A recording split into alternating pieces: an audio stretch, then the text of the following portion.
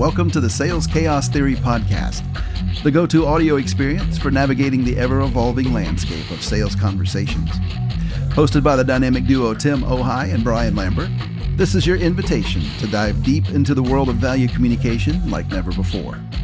In a market flooded with unpredictability and constant change, Sales Chaos Theory is your guiding light, offering insights, strategies, and the much-needed clarity to help you find the patterns and thrive amidst the mayhem. This is Sales Chaos Theory, where we make sense of the complexity in the market and help you lean into it to rise above the fray and land more deals. Let's dive in.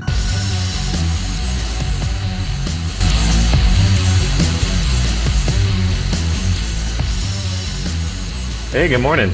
Nick, appreciate your time. I just wanted to reach out. I do a lot of interviews with folks that are selling, and I also do a lot of interviews with those that are buying. And I know that you happen to be on the buy side and interact with salespeople, so I wanted to reach out and get your perspective.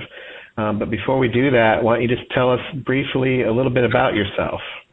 Sure. I work for a hospital system, and we are currently looking at multiple vendors to buy some technology that will help us improve patient care, and going through that process now and realizing that every company approaches it just a little bit differently in terms of making sure that they scope what we're looking for properly and then deliver the product back to us. Yeah, that makes sense. So you're in the IT function then? Are you part of a buying committee? I'm in the IT function, part of the committee, yes. Ultimately, we'll make a recommendation to my management as to what they should buy for us. Right, okay. So what type of roles, what type of other folks are on the committee?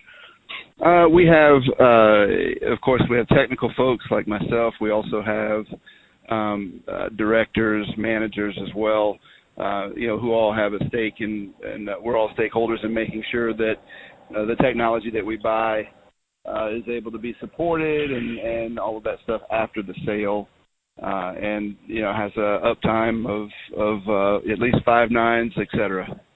Okay, gotcha. So this purchase now or series of solutions that you guys are looking at, how long have you guys been in this buy cycle for what you're looking for? Sure. I'm fairly new to the team. I know we've been at least, I would say, a month or two, if not longer. Okay. And this is mostly like software that you guys are looking at, or hardware? Software and hardware combination. Okay. So how many, if you had to put a number to it, it doesn't have to be precise, but how many salespeople have you talked to, or has the committee talked to?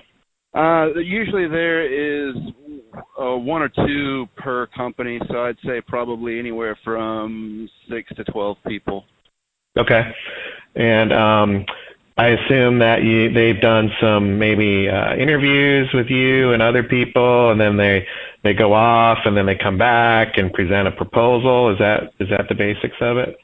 Yes, that's the basics of it. And here more recently, a vendor that we just took a look at, they are really in the weeds on the project management side, making sure that they deliver what we're asking for, and so they're asking a series of questions, and kind of they're moving the curtain back on the process that they're going through so that we can help them fill out their paperwork, which is becoming really cumbersome, if you will. Okay, so tell me a little bit more about that. Is that a good thing or not to you? Well, a certain amount of it is definitely good, and I don't want to negate what they're doing, because they're certainly, in their defense, they're just trying to make sure that they provide the solution and solve the problem that we're asking them to solve.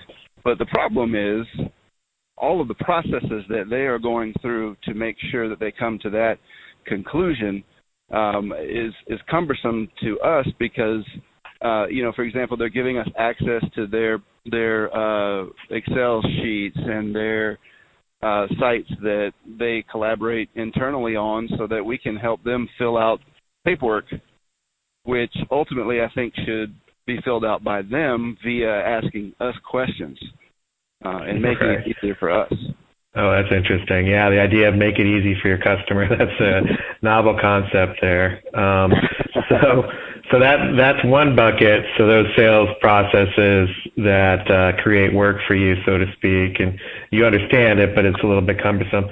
What are some other things? Are the on the other side, I guess there would be those that make it easy. What does that look like? Well, basically what they're doing is they're answering their questions or filling out their paperwork, or their internal paperwork or internal processes, if you will, through asking us questions and just interacting, which is great. If we're discussing this over lunch, or if we're in a conference room and they're asking us these probing questions, these fact-finding questions to get the information, then that's just a conversation. But when they have to give us access to their internal SharePoint documents, to go in there and say, okay, fill out questions 1 through 8. Well, I've kind of dedicated the time already to you and telling you what I need. Now you want me to go in and fill out paperwork. It sort of feels like you're standing at the DMV. Yeah, it makes a lot of sense. And if I put myself in your shoes, it's kind of like, if it's a complex challenge and a complex problem, how much can you really write in the fields anyway? I mean, right. I don't know what percentage that would be, but if you had to do that, give it a percentage. So 100%, you're going to get through conversations in the conference room and maybe whiteboarding. When you go to a forum and try to fill something out, how much do you think you're going to be able to actually relay if you had to give it a percent? Yeah, and this started off as a Skype or a WebEx. Of course, presenting the problem, telling them what we needed, giving them a feel for exactly what it would take to take care of the issue, and then they come back with a part 2 of, okay, well, I'm going to give you access to this, and it's going to require you to have a license, and if you don't have that license, we can just use ours, and we pay money for it, so we'll get you in, or you can tell me the answers, and I'll write them in, and it's just, if I'm going to do that, then I'll be the project manager, and I'll just look for, the sales folks to help me out, and I'll fill out all the paperwork. Right. That makes sense.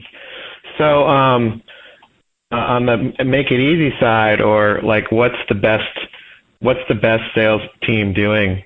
They don't have to necessarily be in the lead, but when you say, okay, if I had it my way and I could wave my magic wand, or through an example, what's the better team doing? The better team, sure. The better team is actually taking the time to build the relationship, so that through that relationship building, they're also seeing the problem. They're getting our opinion on it, and so we're getting on the first name basis with these folks, and it's almost like they're an extension of the IT team. They're an extension of the folks sitting in the cubes that are having the issue and trying to help us solve it. Right. That makes sense.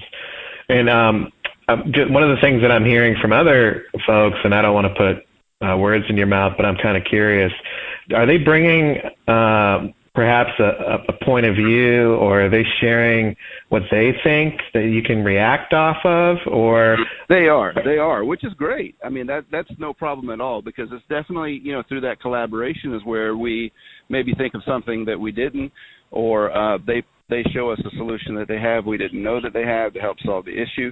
So all of that's great through the relationship building pieces, where they'll get those answers, not, fill this out and we'll let you know. So, in a simplistic example, you go to a restaurant and you order a particular thing off of the menu. The waitress or waiter doesn't come out and show you how the chef made it. They just give you whatever you ordered. Right. Yeah. So from a product or solution set, how are you seeing this pan out? Do you have some people who can, do the head of a pin solution, and those that can offer really broad solutions? Well, what we'll end up doing is we'll just play along. We will, we'll fill out the necessary paperwork, because at the end of the day, we want to get the solution in place and go live with it. So at the end of the day, we'll just go ahead and follow suit and do what they're requesting. But, if we had our preference, it would be through that relationship and team building type of exercises that we do, in the conference room or at lunch or, right. conversations, coming on site, taking a look at the issue, taking a look at the current technology and ways that they can replace it. Right. And are they able to perhaps solve the whole problem, or are they more like laser beam focused on like a small aspect of the challenge? When you think about the 6 teams or so that are coming in, is it varying? Sure. It's varying because the field of IT that I'm in is currently growing. No company has the complete end-to-end solution. Companies are trying. And so we're hoping to be able to come alongside them with their current offering and then work together to help build a better product in the future. Yeah. A more end-to-end solution. Yeah, I think we're seeing that a lot, more end-to-end, more turnkey, et cetera. Have you looked at, or has anybody given you like marketing or product brochures or collateral to look at? That typically comes in the form of a PDF and an email with a spec sheet, and that's kind of the step one, if you will, where they give us that and we take a look at that and make a best guess on, okay, well, this looks like it might fit for us. We'll go ahead and bring them in and let them either do a dog and pony or talk about it in a meeting. Yeah. Well, what do you think about that collateral? Is it helpful? Is it useless? I do think it's helpful. No, okay. I think it's helpful.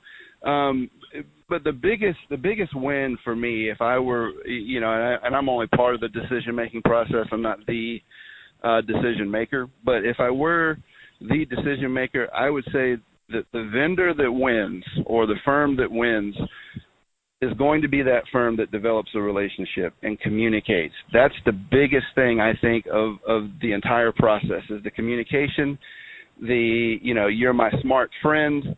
You're the one that knows how to solve this issue, and I don't, and you're going to work with me, and we're going to get it solved that way. It's all about, I think, the communication and the relationships and the team-building piece of it, because if I already know you and I have a relationship with you, then even if you have the paperwork, I'm still more apt to want to fill that out because now we're quote-unquote friends. We're closer than just the salesman coming in the door or the saleswoman coming in the door. Now we're like, this is Frank. Frank wants me to fill out some paperwork so he can continue to help me get the solution. Okay, well, now that salesperson has a name. He is a smart friend. He's a person that I can contact, when I'm working during the day to take care of my issue. Yeah, that's cool. And on that view of the communication and contact, like if you have a smart friend and you have that type of relationship, how often would you talk to them? Would it be once a week, once a month, once a day? Well, if we were in the middle of trying to solve a problem, it would be probably weekly, I would think. And then once the problem is solved, the technology comes in, it's in place, we go live with it. Then it's a check back, maybe a monthly check back. Hey, how's it going? Is it still working like you want? And also be available to take care of those support failures, because what we find is we hire a particular vendor, we get the technology in, it's great, but then something's lacking with the support. So now I'll need to come back to that contact, that smart friend, that company representative, and say, hey, I called in a ticket to the support person, and it's not really getting the traction it deserves. I really need this to be a higher priority. And then that person is empowered by the company to go in and contact those support folks. Maybe he has nothing absolutely to do with support whatsoever, but he knows the managers and the directors and the people over those folks to be able to make a phone call and say, hey, this is my customer. Could you please put this on a higher priority for them? They're having an issue, and that type of thing. So support after the sale is big too. Yeah, makes a lot of sense. Cool. Well, I could talk to you all day, but my last question though, sure. What do you think salespeople should be doing better to sell? I think the biggest thing, and I don't mean to keep harping on it, but I think the biggest thing is the communication and the relationship building. that will knock down all kinds of walls, or barriers to entry, if you will, just by having that relationship. It doesn't come easy. And I've been on the sales side some too, so I understand. But if you can find a way to make that relationship work, then you're knocking down more of those barriers to entry that may exist, and then not exist suddenly. They just magically, for lack of a better word, disappear because now you're more of a friend to that type of person. Right. Cool. Well, hey, Nick, I appreciate your time. I know our listeners are going to find this valuable, and getting another side of the table view has been awesome. So appreciate it, man. Yes, sir. Thank you. Thanks for having me.